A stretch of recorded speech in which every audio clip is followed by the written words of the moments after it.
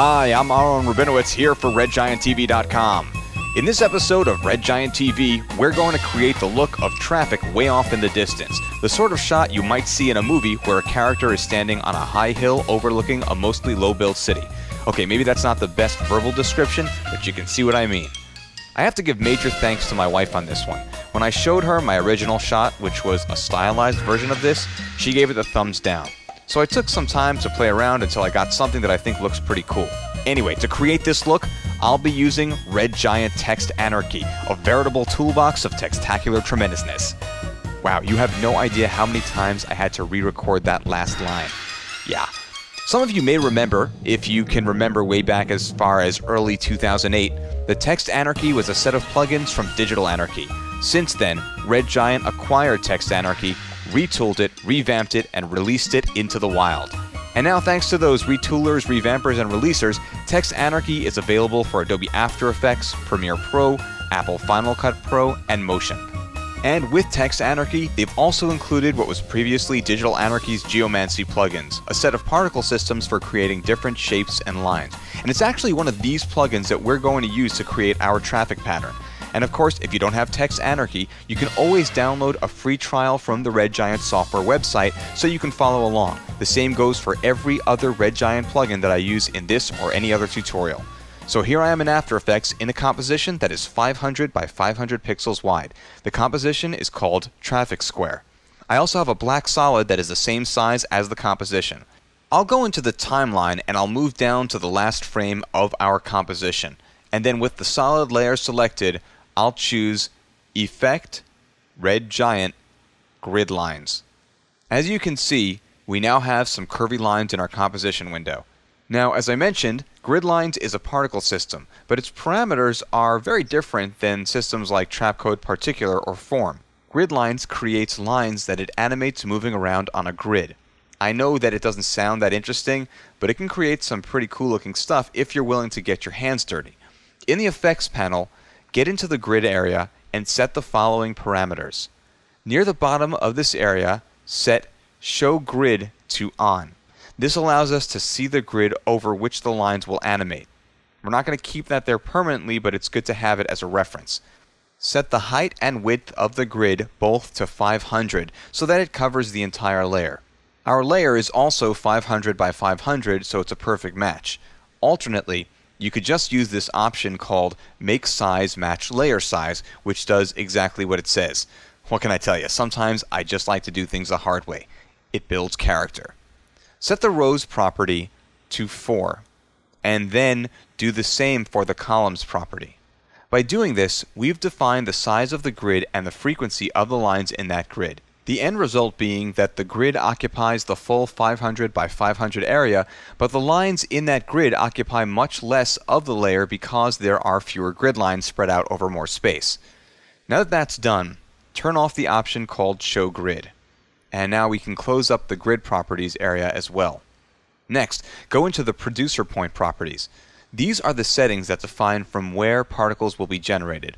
I'll set the height to 500 and the width to 500 as well. Basically, we've just set things up so that the entire area covering the solid layer will produce particles. Next, close up the producer point properties and then go into the line setup area where we can make some basic changes to the way in which the lines behave. I'll set random lines to off, vertical lines to down, horizontal lines to left, and line wrapping, a very interesting feature, to on. So what we've just done here is set up the line animation so that all lines now travel on this grid only down and to the left. And this last feature, line wrapping, repeats any lines that run over the edge on the opposite side of the layer, continuing its travel path. In other words, if a line goes over the left side, it appears on the right side and continues. I don't know if you've ever played Pac-Man, but he used to do that if he went through the door on the side. He'd kind of go out the left and then come in back on the right side. I can't say why, but that always made me nervous. There's something just not right about messing with the laws of physics. Not that a little round dude made entirely of mouth being chased around by ghosts isn't all whacked out already. Okay, close up the line setup area and go into the line attributes. Set the minimum length to 10 and the maximum length to 10 as well. This makes all of the lines exactly 10 pixels long. You could vary by 1 or 2 pixels, but here I won't. Set the birth rate to 1. This property determines how many particles are born at each frame. The higher the number, the more the lines. Be careful here. Don't crank this number up too high or you're liable to slow down your system a lot as it runs through all of those calculations. Next, set the lifespan to 200. This is the number of frames your particles will live for. Next, set the speed down to 10. This slows down the motion of the lines. Next, set the speed randomness to 85%, which gives some variation in the speed. After that, set the thickness to 10. This makes all of the lines appear as squares because their length is also set to 10. Then set the opacity randomness to 25%, which varies the opacity of each square. Okay, with that done, close up the line attributes section and open the section called Color. Click on the Start Color color swatch, and in the Start Color window, set it to a yellow-whitish color. Once done, click OK to confirm. Then, click on the End Color color swatch, and in the dialog, set it to red. Then click OK to confirm. Now, what we have here are squares that are yellowish at the front and red at the back, just like lights on most cars, the idea being that these squares are going to represent cars. Okay, next, in the timeline, duplicate our solid layer by selecting it and hitting Ctrl-D or Command-D if you're on a Macintosh. Then go into the Effects panel and make the following changes. Go into the Line Setup area and set the Vertical Lines property to Up, and then set the Horizontal Lines property to Right.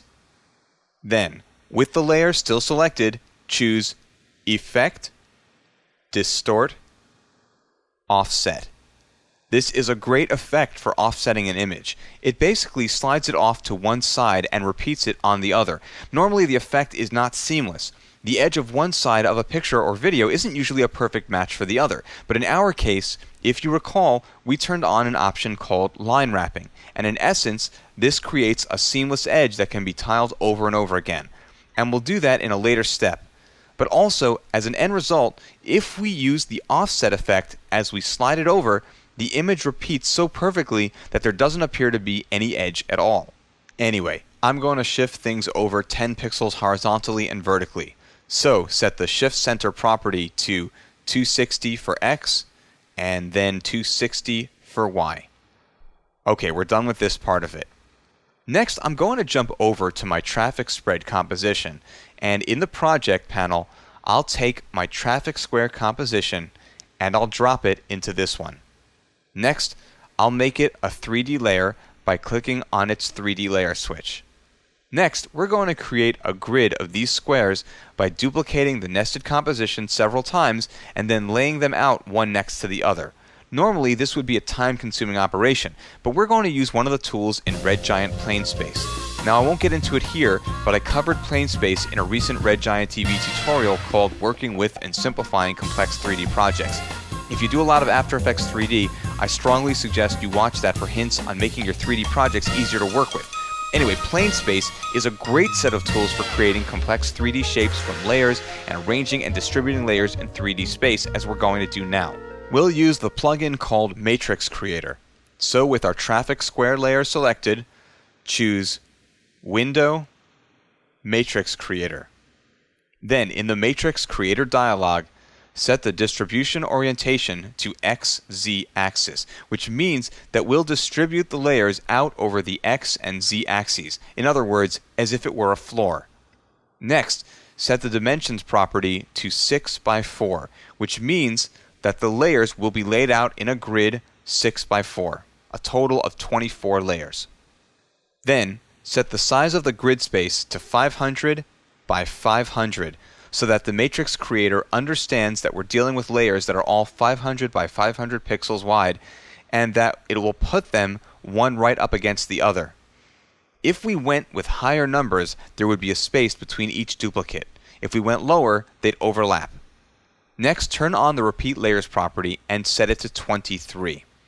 That means that with the original, we'll have a total of 24 layers, which is what we need because 6 times 4 is 24. If we chose less, some of the grid would be missing when the layers were laid out in space. If we chose more, After Effects would create only the amount needed based on our dimensions, so it would still only create 23 layers in the duplication process. I'll also go back up to the starting value section, and I'll set the Y value to 240. That means that the layers will be created and then moved down 240 pixels so that they're near the bottom of the composition. Here you'll see. With those settings in there and our 3D layer selected, hit apply and our layers are laid out nicely.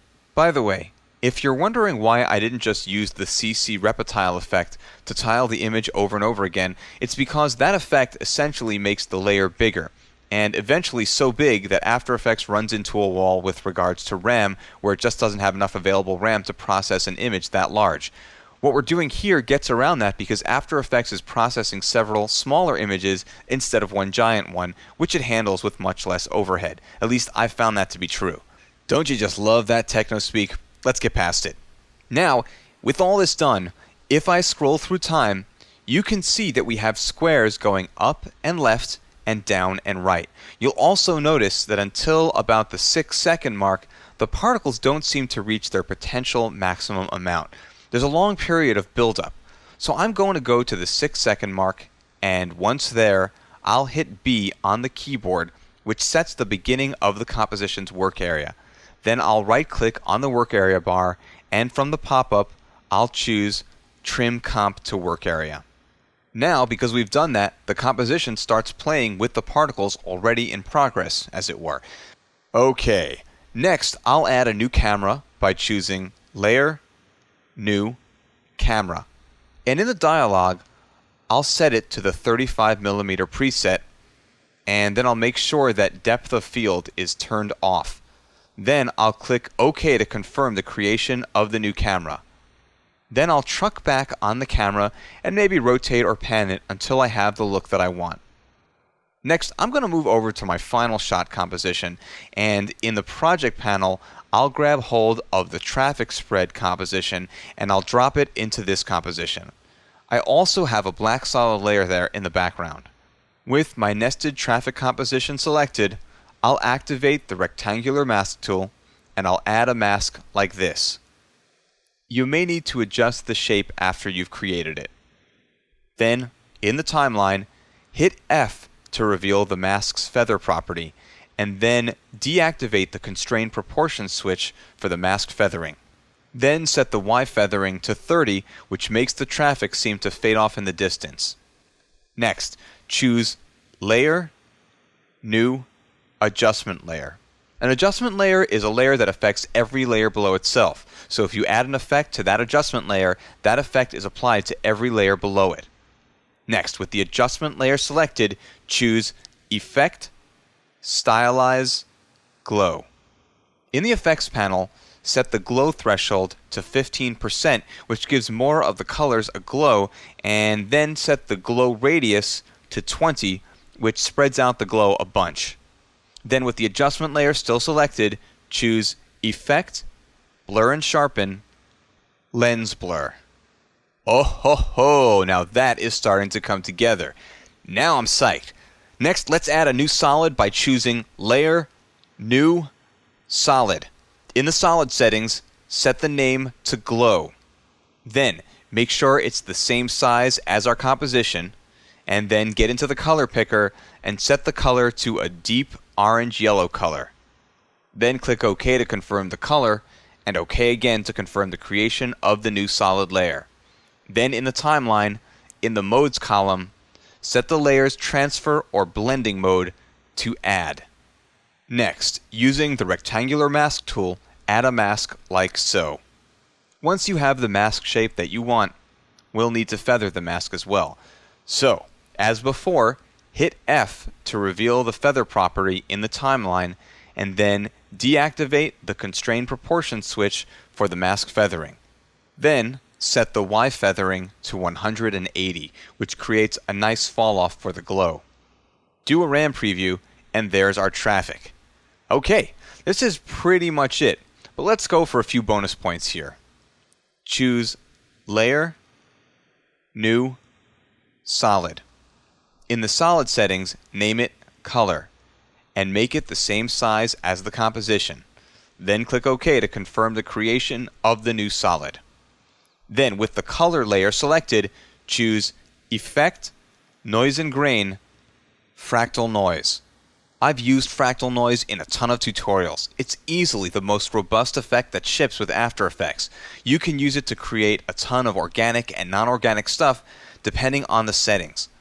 In the effects panel, I'll set the noise type to block, which creates a blocky pattern, and then I'll go into the transform properties and I'll set the scale to 20. Then I'll choose Effect, Color Correction, Colorama. Wow, very trippy. In the effects panel, I'll get into the input phase area and I'll set the phase shift to 250 degrees to alter the colors a little bit. Then I'll choose Effect, Blur and Sharpen, Fast Blur. In the effects panel, I'll set the blurriness to 6 and I'll activate the Repeat Edge Pixels property. Then in the timeline, I'll set the layer blending mode to Color. Yikes. Then I'll move it down in the stack order to right above the traffic spread layer. Then I'll hit T to reveal the layer's opacity, and I'll set it to an opacity of 30%. As you can see, this layer creates some slight color variation across the traffic grid. Now, I have some 3D trees that I'm going to add into the foreground of the shot. I'll just drop that in from the project panel. I created them years ago using Maya, but you can do it with Xfrog and Cinema 4D, or you can even do it for free using Blender and any of the free tree plugins that are out there. With the trees selected, I'll choose Effect, Generate, Fill, and in the effects panel, I'll set the color to black. Then, once that's done, I'll choose Effect, Blur and Sharpen, Fast Blur, and back in the effects panel, I'll set the blurriness to 3. Okay, that's looking pretty good. By the way, if you go back to the grid lines effect and you animate the property called birth rate as we did in our looping particles tutorial, you might be able to create a nice looping traffic background. I haven't tried this, but hey, it's food for thought. And so you can see it in action. Here's a final composited shot with an actor from the All Bets Are Off Productions library of keyed out footage, the Key Correct Pro light wrap effect, and of course magic bullet looks to bring the colors of all the elements together. Okay, pretty cool stuff. I hope it helps you in your work. And if you don't have Red Giant Text Anarchy or Plainspace, you can always download a trial version of the software and test it out. And just for watching this tutorial, we're going to give you a discount on Red Giant Text Anarchy and Plainspace. Go to redgiantsoftware.com/promos to get this and other special Red Giant TV deals. Now, these are time-sensitive discounts. They won't last forever. All coupon codes expire 7 days from the launch date of each tutorial. So again, go to redgiantsoftware.com/promos to get the coupon codes for the most current Red Giant TV discounts. Once again, I'm Aharon Rabinowitz for redgianttv.com. See you next time.